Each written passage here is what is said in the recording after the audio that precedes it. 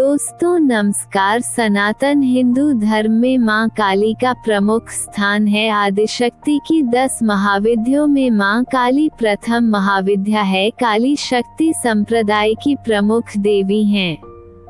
जिस तरह संहार के अधिपति शिव जी हैं, उसी प्रकार संहार की अधिष्ठात्री देवी काली हैं। अगर आपने अभी तक चैनल सब्सक्राइब नहीं किया है तो सब्सक्राइब करें। काली का अर्थ है काल या समय। समय और काल से कोई भी नहीं बच सकता, यह सभी को निगल जाता है। मां आदिशक्ति ने यह भयानक रूप पापियों के विनाश के लिए धारण किया था। मां काली पापियों के लिए विनाश है और अपने भक्तों के लिए ममतामयी और प्रेम से भरी हुई हैं।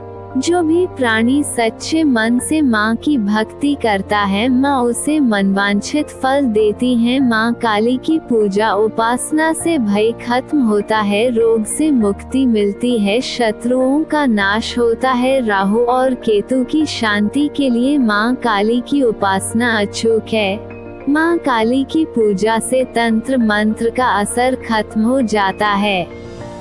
इसके साथ ही शनि को संचालित करने वाली देवी होने के कारण माता काली शनि के प्रकोप पर भी लगाम लगाती हैं। पौराणिक कथा के अनुसार एक समय दारुक नाम के पापी असुर ने ब्रह्मा जी की तपस्या करके उन्हें प्रसन्न कर लिया।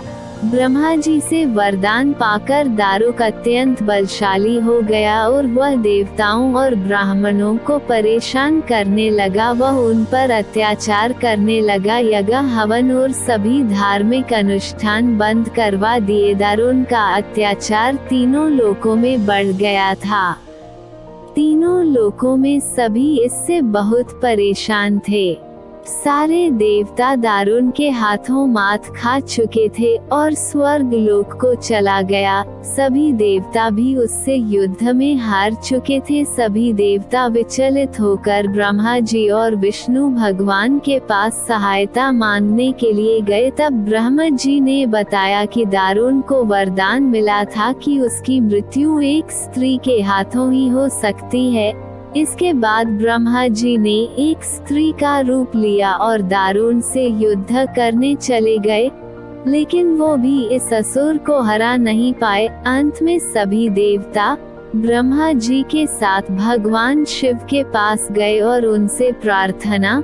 सभी की प्रार्थना सुनने के बाद शिव जी ने मुस्कुराते हुए माता पार्वती की तरफ देखा। उनका इशारा समझते हुए माता पार्वती ने अपनी शक्ति का एक अंश निकाला। वो एक चमकता हुआ तेज था, जो देखते ही देखते भगवान शिव के नीलकंठ से होते हुए उनके शरीर में प्रवेश कर गया। इसके बाद भगवान शिव ने अपनी तीसरी आंख खोली और तीनों लोग थर थर कांपने लगे।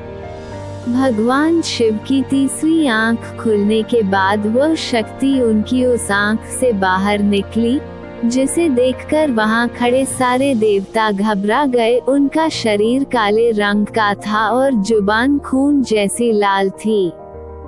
चेहरे पर आग सा तेज था और माथे पर तीसरी आंख थी और चंद्र रेखा थी। उनके हाथों में त्रिशूल और कई प्रकार के अस्त्र शस्त्र थे। महाकाली के प्रचंड रूप को देखकर सभी देवता थर थर कांपने लगे और वहां से भागने लगे। युद्ध में दारुक महाकाली से पराजित हुआ और इस तरह उस दुष्ट का अंत हुआ। सभी दानवों को खत्म करने के बाद भी मां काली का गुस्सा शांत नहीं हो रहा था।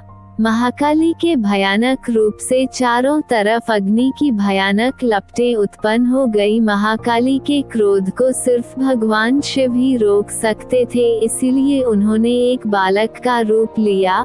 भगवान शिव श्मशान पहुँचे और वहां बालक के रूप में लेटकर रोने लगे। छोटे बालक को देखकर महाकाली का क्रोध शांत हो गया। उनके हृदय में ममता भावना जागृत हो गई। उन्होंने उस बच्चे को अपनी गोद में उठा लिया और अपने स्तनों से दूध पिलाने लगी।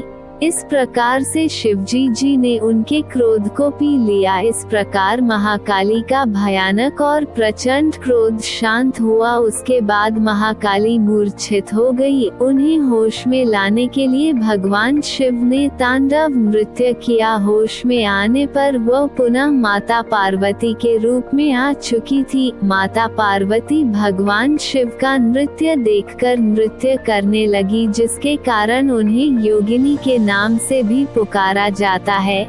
इसके अलावा महाकाली ने महिषासुर, चंडमुंड, रक्तबीज, शुंभ निशुंभ जैसे राक्षसों का वध किया। दोस्तों, चैनल को सब्सक्राइब करें और वीडियो को लाइक शेयर करना न भूलें। धन्यवाद। जय माता दी।